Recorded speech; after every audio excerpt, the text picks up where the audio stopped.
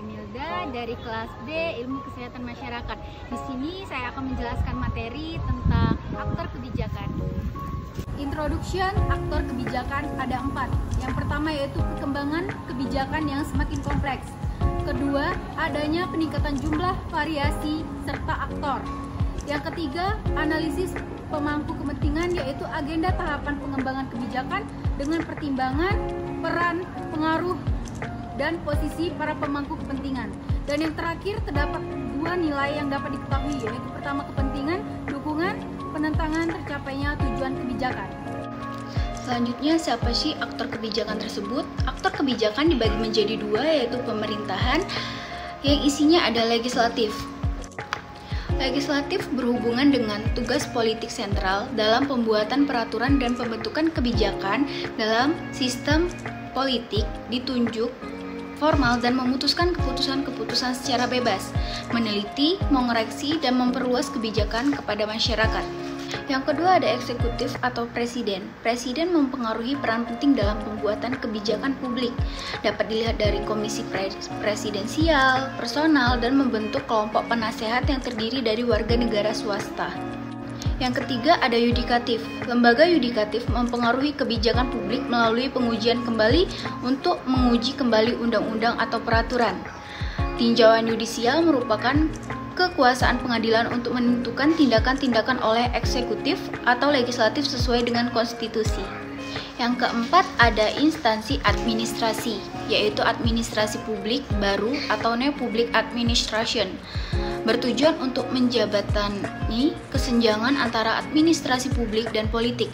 Hal ini menekan pentingnya pluralisme dalam masyarakat yang memungkinkan intervensi pemerintah yang lebih formal dan fleksibel dalam situasi administrasi. Sedangkan dalam aktor kebijakan non-pemerintah atau tidak resmi digolongkan menjadi 3, yaitu ada kelompok kepentingan, yaitu kelompok kepentingan mempunyai fungsi mempertemukan kepentingan warga tertentu yang memberi alternatif dalam tindakan kebijakan, memberikan banyak informasi kepada pejabat publik, dan memberikan rasionalitas pembuatan kebijakan. Yang kedua ada partai politik, yaitu politis, bertanggung jawab untuk mempengaruhi opini publik dan mempengaruhi konstitusi.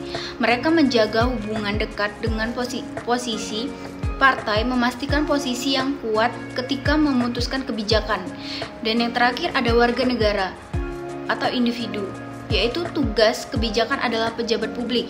Namun, individu masih mempunyai peluang untuk berpartisipasi secara langsung, dan warga negara mempunyai kewajiban yang menyetujuinya, dan pejabat mempunyai kewajiban untuk mensertakannya.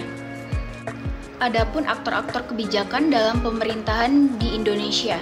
Yang pertama aktor MPR, peran dan wewenangnya. MPR menetapkan Undang-Undang Dasar dan menetapkan TAP MPR. Yang kedua ada presiden, peran dan wewenangnya. Presiden membentuk undang-undang dengan persetujuan DPR dan menetapkan peraturan pemerintah pengganti undang-undang. Yang ketiga ada DPR, peran dan wewenangnya membentuk undang-undang atau bersama presiden. Sedangkan aktor pemerintah, peran dan wewenangnya yaitu menetapkan peraturan pemerintah atau PP untuk melaksanakan undang-undang atau UU. Selanjutnya ada menteri, peran dan wewenangnya yaitu menetapkan peraturan menteri atau keputusan menteri sebagai peraturan pelaksana. Dari materi di atas, Harmon 1969 mendefinisikan kepentingan publik merupakan perubahan yang berkelanjutan sebagai akibat dari aktivitas politik antara individu dan kelompok dalam tatanan sistem politik dan yang demokrasi. Kepentingan publik dianggap sebagai konsekuensi yang muncul dalam proses formulasi kebijakan publik yang ditentukan oleh orientasi dan kepentingan aktor yang terlibat di dalamnya, baik aktor pemerintah maupun aktor masyarakat yang terdiferensi berdasarkan kelompok-kelompok politik, kelompok kepentingan, dan berbagai kelompok penekanan yang ada di dalam komunitas masyarakat. Baiklah, itu saja materi yang dapat saya sampaikan tentang aktor kebijakan. Kalau ada kesalahan kata saya mohon maaf. Saya akhiri. Wassalamualaikum warahmatullahi wabarakatuh. Terima kasih.